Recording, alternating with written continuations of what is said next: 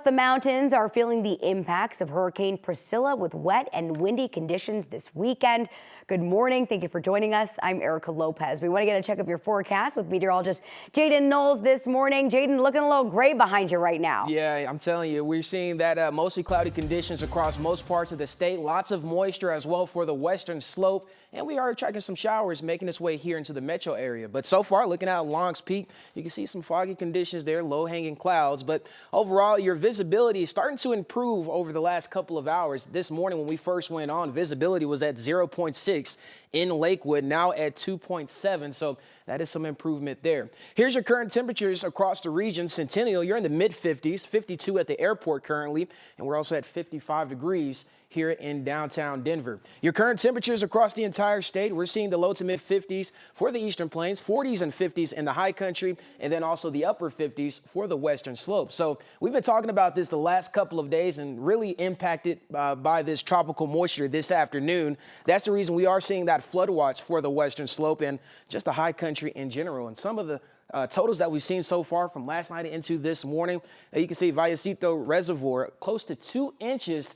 And yeah, we're expecting an additional inch to that as well. But overall, I'll tell you the details and the impacts in my full forecast. Erica? Thank you. Right now, Boulder police are asking for the public's help finding a missing man. Graham, who's on the screen right now, was last seen Thursday morning walking near Valmont and Foothills Parkway in Boulder. He has a medical condition that could affect his cognitive abilities. Graham is 35 years old and was last seen wearing black pants, a green hoodie, and white shoes. If you've seen him, you're asked to call Boulder Police Dispatch. That number at the bottom of your screen, 303-441-3333. Federal and state investigators spent the day in a pretty remote part of southern Colorado looking for a man who popped back up again after a horrific crime 4 years ago. The search area is not too far from Alamosa. Chris Vanderveen shows us where it's all happening and why the search teams really want to find this man. For reference, here's Blanca Peak, all 14,350 feet of it, making it the fourth tallest in the state. When it comes to the Sangre de Cristos, no mountain peak is higher. Friday, the search for a wanted fugitive centered on an area around 4.5 miles south of that peak. This is where U.S. Marshals spotted 62-year-old Paul Sandoval. We're told he was wearing a gray shirt and had on a red backpack and was carrying a rifle. Sandoval is the one and only suspect in a sex assault of an 8-year-old girl back in 2021 here in Alamosa County. Investigators say he tied up the girl before the attack. It's not known if he's been in the area since then, but investigators say he's definitely in the area now. They also tell us he's got at least one dog with him. The area, yeah, it's pretty remote, but you could bet there are some hikers and hunters in the area that need to know about this ongoing search. U.S. Marshal says what you'd expect under the circumstances. Don't approach him. Call 911. Chris Vanderveen, 9 News. There's been an active warrant for Sandoval's arrest in place for more than 4 years. Jeffco Public Schools admitted for the first time there was a gap in security at Evergreen High School for months before a student brought a gun to campus and shot 2 classmates. There was no full-time school resource officer there for nearly a year. This week, the district told parents in an email that should not have happened and the community deserved better. It comes as Jeffco Schools rolls out a new slate of security improvements specifically for Evergreen High. The school is now the only one in the district with a dedicated armed officer assigned full-time. A new canine firearm detection program will also start next week. A dog will be on campus sniffing for guns throughout the day. Parents are being asked to take a survey about whether they want metal detectors at school entrances. The sheriff's office sent out an update yesterday saying that they have not found a motive yet for the shooting, but they can confirm they do not believe the shooter had a hit list targeting specific students. Investigators also said no safe-to-tell tips were ever submitted about the shooter before the incident. Business owners are trying to find a way forward after a massive fire wiped out a shopping center in the small town of Nederland. Nearly 20 businesses burned down in the fire at the Caribou Village Shopping Center. Nederland Fire Protection District says the building did not have a fire suppression system because of how old it is. Firefighters say it was mostly made of wood and other combustible materials.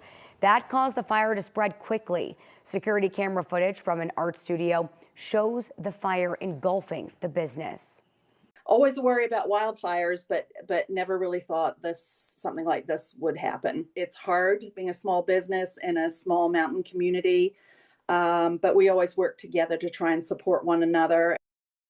The owner of Loving Cup Community Kitchen in Nederland is organizing a free kitchen to feed the people impacted. A GoFundMe has been set up to help raise money for meals. In the meantime, officials say this investigation could take weeks. The brother of Nuggets star Nikola Jokic has agreed to a plea deal with prosecutors after punching a fan. Friday, Strahinja Jokic pleaded guilty to misdemeanor trespassing and disorderly conduct, a petty offense. The plea comes after video captured him fighting with a fan at Ball Arena last year. The victim made a statement in court saying he continues to suffer from anxiety because of what happened. Nicholas Meyer filed a lawsuit against Strahinja back in April, and that suit is still ongoing. A judge gave him probation for the next year. He also could get jail time if he violates the conditions of his probation. This morning marks the start of day 11 since the government shut down, and we know it will last at least until next Tuesday. The Senate is on break through the weekend and will return for their next budget vote Tuesday afternoon. Right now, federal workers are receiving their first paychecks with zero balance. By next Wednesday, service members will see the same. Meanwhile, President Donald Trump started mass firings of federal workers in an attempt to put more pressure on Democratic lawmakers. According to court filing, the White House Budget Office said more than 4,000 employees will be fired. The impacted agencies include the Treasury Department, Health and Human Services, and the Energy Department. The move goes against established norms. Typically, federal workers are furloughed but get their jobs back once the shutdown ends. Then they traditionally receive back pay. The layoffs are an attempt to get Democratic holdouts to vote on the GOP spending bill. Democrats have refused unless the bill includes extension to health care benefits. All hunting in Pinyon Canyon in the southern part of the state is suspended because of the shutdown. CPW says this includes hunting on Fort Carson and the Pinyon Canyon maneuver site. The agency is offering full refunds to all affected license holders for the mule deer muzzleloader season from today through October 19th. Licenses must be returned to a CPW office in person, or a refund application needs to be postmarked by today. The addresses of the CPW Southeast Region offices are on your screen. There's 4 of them there. CPW says additional big game hunting seasons may be considered depending on the length of the shutdown.